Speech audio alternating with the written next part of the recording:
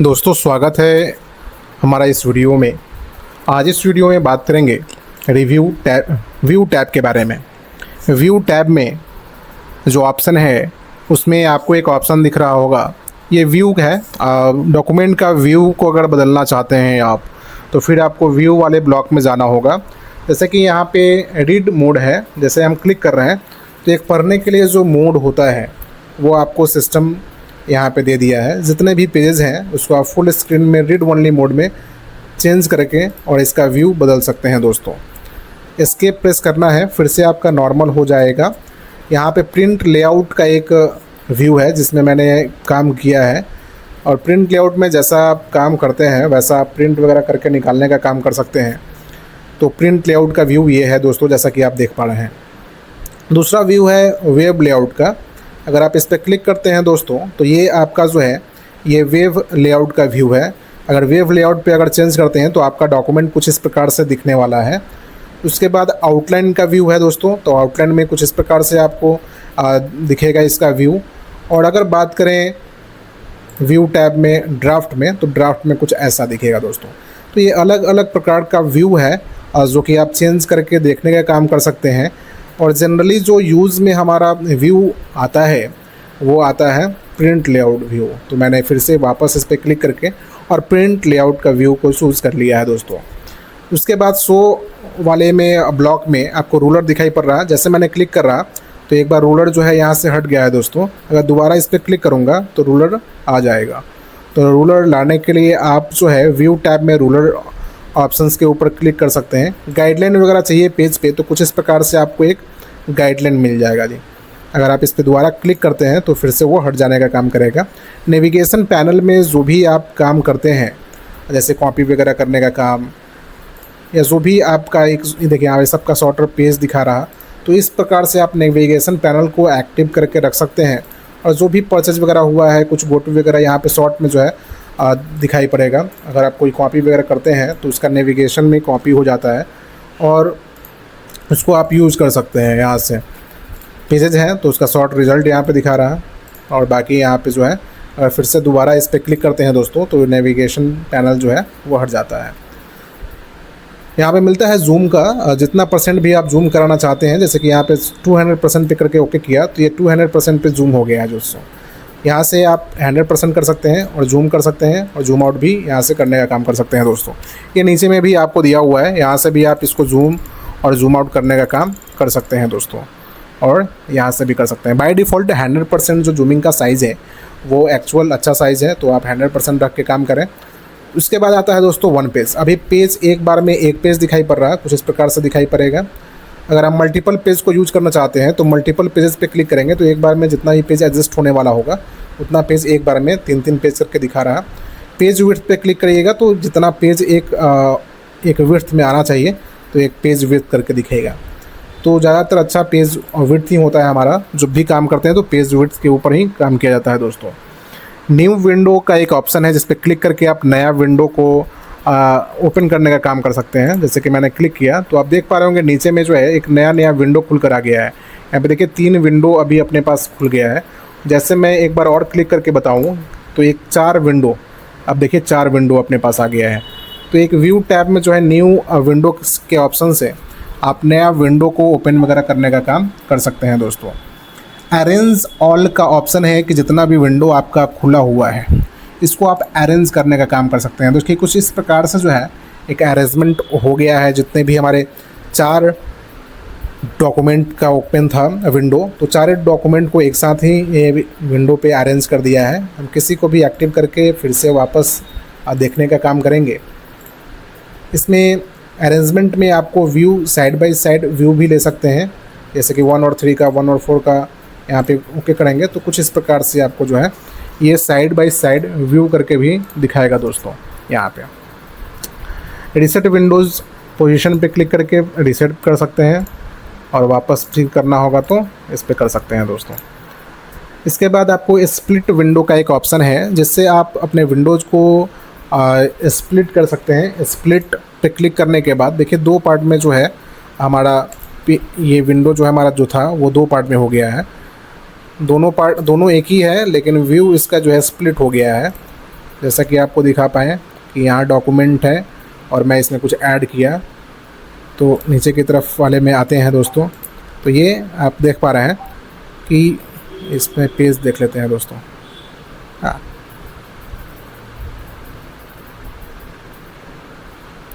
तो ये दो जो है स्प्लिट हो गया है और स्प्लिट करके आपको दिखाने का काम कर रहा दो विंडो जो है। देखिए ये व्यू एक ही है, लेकिन जो भी चीज़ मैं ऊपर लिख रहा वो नीचे लिखा रहा है, और नीचे अगर लिखूं तो ऊपर लिखा रहा है।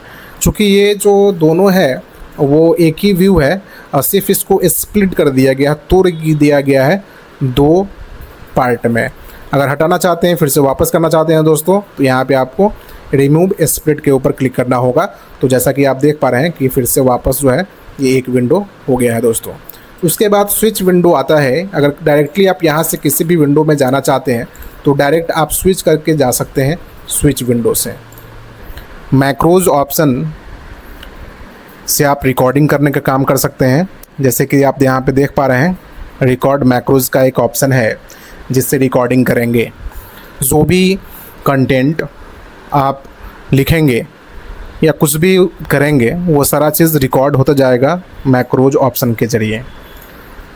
जैसे कि मैंने यहाँ पे एक टेक्स्ट लिखा,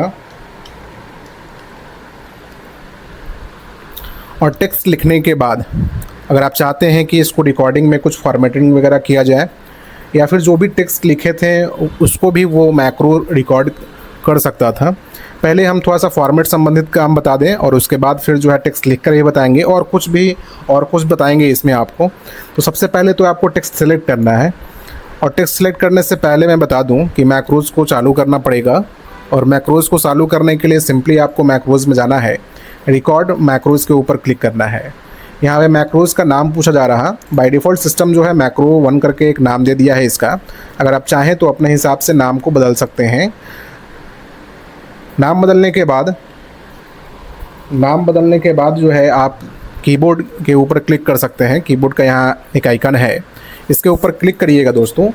तो जैसा कि आप देख पा रहे होंगे कि एक कस्टमाइज कीबोर्ड का एक डायलॉग बॉक्स खुल के आ जा रहा है, जहाँ पे आपसे प्रेस न्यू शॉर्टकट की बता रहा है।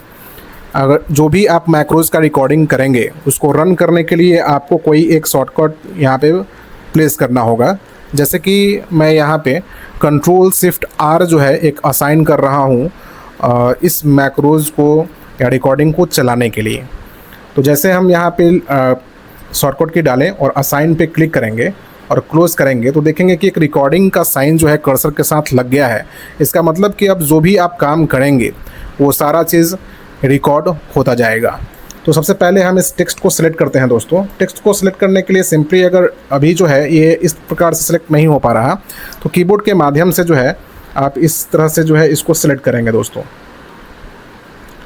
देखिए यहाँ पे मैंने सेलेक्ट किया इस टेक्स्ट को। सिलेक्ट करने के बाद होम टैब में जाते हैं और यहाँ से देखिए बोल्ड कर देते हैं, इसको इटैलिक कर देते हैं, अंडरलाइन लगा देते हैं, कलर वगैरह जो है वो डाल देते हैं, और साइज़ वगैरह जो है वो अपने हिसाब से कस्टमाइज़ कर देते हैं दोस्तों। लिखावट जो है वो भी हम बदलने का काम करेंगे, तो यहाँ पे लिखावट भी इसका बदल दे रहे हैं। और बाकी जो भी आपने अभी यहाँ पे किया है ये सारा चीज़ जो है रिकॉर्ड हो चुका है। रिकॉर्डिंग को स्टॉप करने के लिए सिंपली आपको फिर से व्यू टैब में जाना होगा और मैक्रोज पे क्लिक करके और स्टॉप रिकॉर्डिंग के ऊपर क्लिक करेंगे दोस्तों। जैसे आप स्टॉप रिकॉर्डिंग के ऊपर क्लिक करेंगे, रिकॉर्डिंग आपका स्टॉप हो गया है और जो भी रिकॉर्ड आपने किया है वो सेव हो गया है दोस्तों। अब हम चाहते हैं कि जो हमारा यहाँ पे जो ये टेक्स्ट है, अब इस टेक्स्ट के ऊपर वही चीज़ रिकॉर्डिंग को चलाया जाए। तो सिंपली इसको सेलेक्ट कर रहे हैं। जो शॉर्टकट की मैंने असाइन किया था वो शॉर्टकट की प्रेस कर रहे हैं दोस्तों। तो देखिए जो भी फॉर्मेट मैंने इस पर अप्लाई किया था वो इस पर आ गया है। ध्यान रखेंगे कि जो भी कलर वगैरह आप देंगे वो मैक्रोज में रिकॉर्डेड नहीं हो पाता है। तो यहाँ पे जो भी हमने फॉर्मेट दिया था वो सारा चीज़ फॉर्मेट जो है इस टेक्स्ट के ऊपर अप्लाई हो गया है दोस्तों। फिर से हम इस टेक्स्ट को सिलेक्ट किए, फिर जो है शॉर्टकट की प्रेस किए दोस्तों। तो देखिए ये भी टेक्स्ट जो है वो मैक्रोज के अंतर्गत रिकॉर्ड जो हुआ था वो इस पर अप्लाई हो गया है दोस्तों। और भी चीज़ें हैं मैक्रोज के अंतर्गत, उसके लिए फिर से वापस व्यू टैब में जाना होगा। मैक्रोज पे क्लिक करेंगे, रिकॉर्ड मैक्रोज के ऊपर क्लिक करेंगे दोस्तों, और फिर से यहाँ पे नेम दिखा रहा, और नेम चेंज करना है तो चेंज करके और कीबोर्ड के ऊपर क्लिक करेंगे। यहाँ पे एक नया शॉर्टकट की असाइन करेंगे दोस्तों, और असाइन करने के बाद जैसे अल्ट कंट्रोल के मैंने प्रेस किया है, असाइन करके क्लोज़ करते हैं दोस्तों। अब यहाँ पे जो भी टेक्स्ट लिखा जाएगा वो सारा चीज़ रिकॉर्ड किया जाएगा। जैसे कि हम एक टेक्स्ट लिख रहे हैं, एक पैराग्राफ, एक फंक्शन के थ्रू। यहाँ पे फंक्शंस वर्क नहीं कर रहा, यहाँ पे फंक्शन काम नहीं करेगा रिकॉर्डिंग के मोड में, तो आप कोई भी सिंपली यहाँ पे जो है टेक्स्ट को लिख सकते हैं। जैसे कि हम यहाँ पे टेक्स्ट लिख रहे हैं,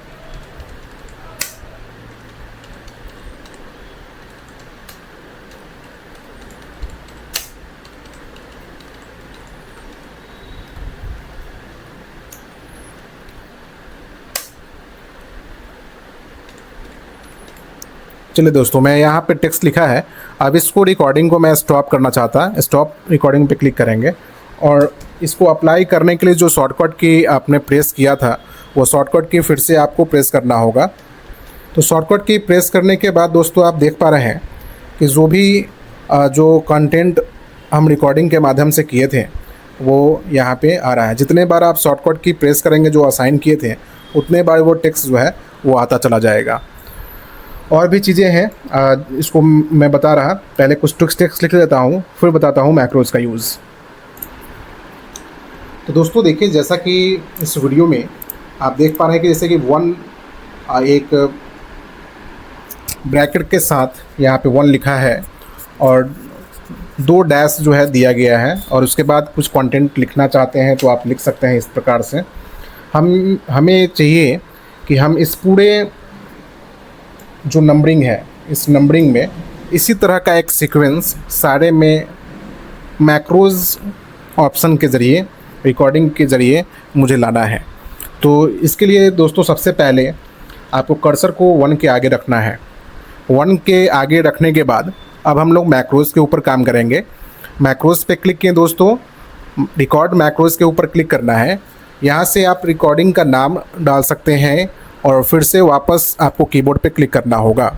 यहाँ पे एक शॉर्टकट की असाइन कर रहे हैं, alt control L. Alt control L जो है एक शॉर्टकट की असाइन कर रहे हैं इस वीडियो के लिए, इस जो मैक्रोज को यूज़ करना है उसके लिए। असाइन पे क्लिक करना है दोस्तों, क्लोज बटन पे क्लिक करना है। रिकॉर्डिंग स्टार्ट है आपका, जैसा कि आप देख पा रहे हैं। कर्सर जो ब्लैंक कर रहा है, अब यहाँ पे हमको इस तरह का चाहिए, तो इसके लिए मैं एक जो है सबसे पहले एक ब्रैकेट लगाने का काम करूँगा। उसके बाद इंड की जो है कीबोर्ड में home, end, insert, page up, page down और डिलीट का बटन होगा। वहाँ से आपको इंड जो बटन है उस पर क्लिक करना होगा। इंड बटन पे क्लिक करने के बाद अब इधर वाला जो ब्रैकेट है उसको आपको लगाना है और स्पेस दबाकर 2 डैश लगाने हैं इस प्रकार से।